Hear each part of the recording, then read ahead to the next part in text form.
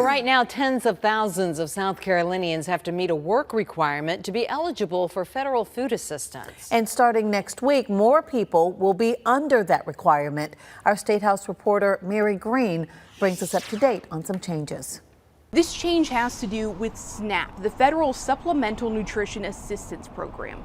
Right now, certain people who are enrolled in SNAP have to work or volunteer at least 20 hours a week to stay eligible, and soon their number will be expanding. DSS, again, didn't make this decision. We just implement what is required by the federal government, and President Biden signed this as part of the Fiscal Responsibility Act of 2023. So that's where these changes came into place. Right now, this requirement applies to SNAP recipients determined to be able-bodied adults without dependents ages 18 to 49.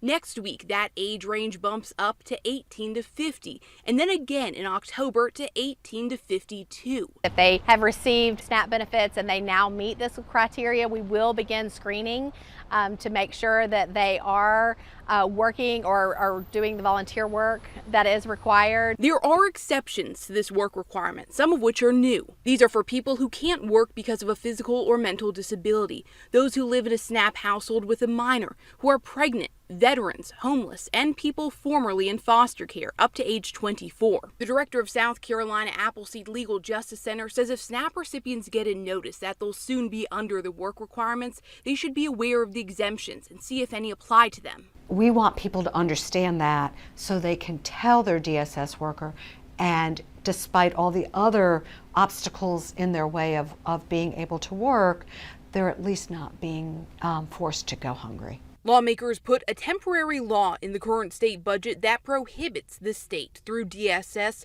from applying for any additional waivers relating to the SNAP work requirement, something that other states might do. It really does need to be re-examined. We don't have to file for exemptions, but if they're needed, why are we taking that away from the agency? SNAP recipients who fall in that work requirement age range and don't have an exemption and fail to meet the work requirements are only eligible for their SNAP benefits for 3 months.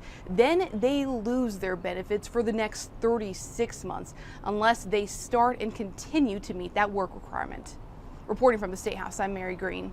Thank you. And DSS says it works with other groups to connect SNAP recipients with work opportunities. The agency says it is helping more than 700 people attain employment. They've done that just since the start of this year. Well, the